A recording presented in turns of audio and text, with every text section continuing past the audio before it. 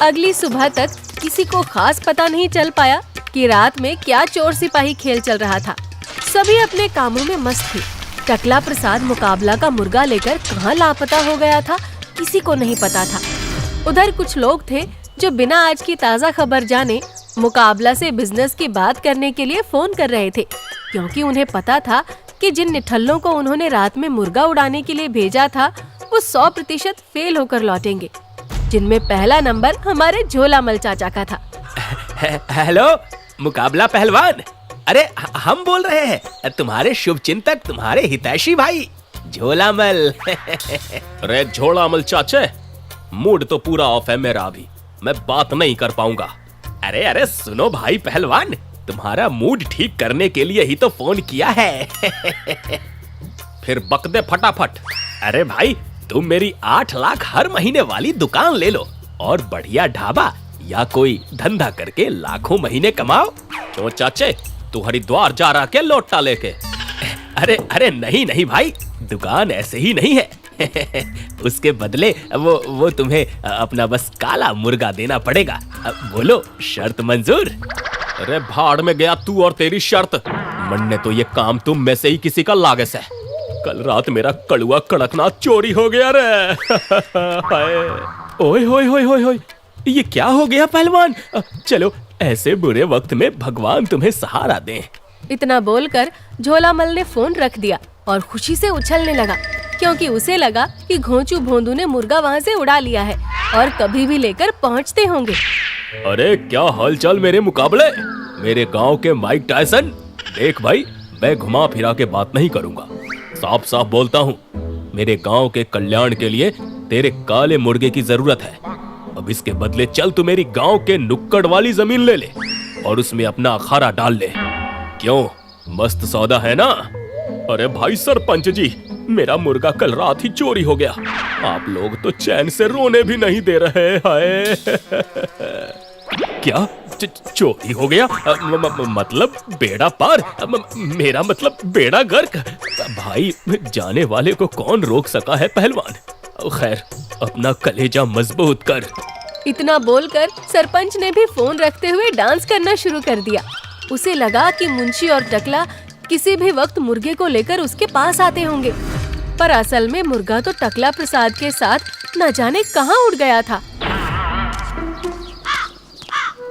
इधर झोलामल अपनी दुकान के बाहर बेचैनी के साथ हाथ रगड़ता हुआ टहल रहा था और खुद से ही बड़बड़ा रहा था। कसम कालीकट वाले वास्को डिगामा चचा की, एक बार वो कड़कनाथ मुर्गा मेरे हाथ लग गया ना तो मेरी जिंदगी भर की कड़की दूर हो जाएगी। तभी हाथ पैर गर्दन में पट्टी बंधवाकर बैसाखी के सहारे चलते हुए घोंचू और भोंदू वहां पहुंचे, जिसे देखकर झोलामल ने हैरानी से कहा, अरे कौन सी चीनी मिल की गन्ना मशीन में पिस के आ गए तुम दोनों हैं? और वो मुर्गा कहाँ है? घोंचू भोंदू ने दर्द भरी नजरों से एक दूसरे की तरफ देखा, फिर चुपचाप एक लिस्ट झोलामल की तरफ बढ़ा दी। झोलामल ने लिस्ट पढ़ी, जिस पर लिखा था 100 तमाचे, 70 घूंसे, 40 लात और 15-15 पटकनी। उस लिस्ट को पढ़कर झोलामल तमतमाया हुआ बोला, अरे ये तमाचे घूंसे लात ये सब क्या है? किस चीज की लिस्ट है ये? ये सब हम दोनों बराबर बराबर अपनी इस नाजुक बदन पर झेले हैं सेठ जी। हमें पता था यहाँ आने के बाद आप भी हमें यही पुरस्कार देने वाले हैं, इसलिए हम बता रहे हैं कि हमें पहले ही मिल चुका है। और आपका मुर्गा वो टकला प्रसाद ले उड़ा सेठ जी। उन दोनों की बात सुनकर झोलामल ने अपना सिर पीटते हुए कहा, अरे हमें पहले पता था ना मुरादो, ये काम तुम्हारे बस का नहीं, पर फिर भी तुम्हें भेजा। असल में तुम दोनों किसी काम के नहीं। इन सब से थोड़ा फुर्सत मिले तो सबसे पहले टिकट कराकर तुम दोनों को अंडमान निकोबार भेजूंगा। हे भगवान, अरे मेरा कड़कनाथ टकला ले उड़ा है। उधर यही हाल सरपंच का था, जब मुंशी अपना टूटा फूटा बदन लेकर उसके पास पहुंचा। तुझे तो मैं बाद में देख लूंगा मुंशी के मौसे। सबसे पहले हमें उस नामुराद टकले को खोजना होगा। हाय मेरे किस्मत की चाबी कड़कनाथ मुर्गा उस चपड़ गंजू के पास है। इधर गांव में खबरी लाल चारों तरफ ये खबर फैला रहा था। उड़ी बाबा गोजो भेलो, मुकाबला का करामोती कड़कनाथ गायब है अब वो कोरेगा कौन उपाय? हाय हाय। उपाय तो सभी की खुराफाती खोपड़ी खोजने की कोशिश कर रही थी, मगर सबसे सही उपाय सरपंच ने निकाला। इस कठिन परिस्थिति में सरपंच मुकाबला सिंह और झोलामल ने आपस में मिलकर एक मीटिंग की, जिसमें तय हुआ वो सभी मिलकर सबसे पहले टकले को खोजेंगे और उससे वो मुर्गा छीनेंगे। फिर मुकाबला के मुर्गे की बोली लगेगी, जो ज्यादा कीमत देगा वो मुर्गा ले लेगा। अब उस मुर्गे को बेचना मुकाबला की भी मजबूरी बन गई थी, जिसके लिए उसे ढेर सारे पैसे मिलने वाले थे। पर सवाल अभी भी बना हुआ था कि आखिर ये टकले को जमीन खा गई या आसमान निगल गया। अब टकले की जासूसी के लिए गांव के खबरीलाल और भूरा से बात की गई। खबरीलाल तो ऐसे मौके की तलाश में रहता था, लेकिन भूरा इस प्रस्ताव पर सोचने लगा। मतलब मेरा इतना कीमती कड़कनाथ मुर्गा तुम लोगों ने यूं ही गंवा दिया और अब कह रहे हो मैं उसको खोजूं? रे भूरे, तेरे को बस पता लगाना है कि ये टकला है कहाँ और उसे किसी तरह लालच देकर गांव में लाना है। बाकी का हम संभाल लेंगे। उस टकले के सिर पर तो मैं 10 मिनट से बाल उगा दूंगा।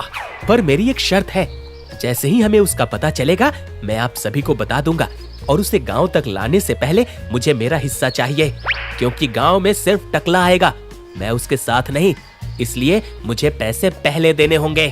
अरे हाँ, भूरे तुझे पैसे मिल जाएंगे, मगर हमें उस मुर्गे के साथ टकला इस गांव में चाहिए। अरे बिल्कुल मिलेगा सरपंच जी, टेंशन ना लो, टेंशन ना लो। सारी डील फिक्स हो गई। खबरीलाल और भूरा टकला प्रसाद और कड़कनाथ मुर्गे को खोजने शहर की ओर रवाना हो गए। कई दिन शहर में यूं ही भटकते हुए गुजर गए, मगर टकले का कोई पता नहीं चला। फिर एक शाम शहर के पार एक पेड़ के नीचे बैठे हुए खबरीलाल और भूरा बातें कर रहे थे। तभी उनकी नजर सड़क से गुजरती हुई एक कार पर गई, जिसकी खिड़की से कड़कनाथ मुर्गा बड़ी शान से झांक रहा था।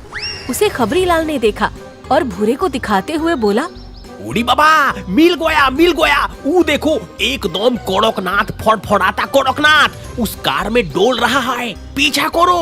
दोनों ने झटपट एक टैक्सी पकड़ी और उस कार के पीछे लग गए।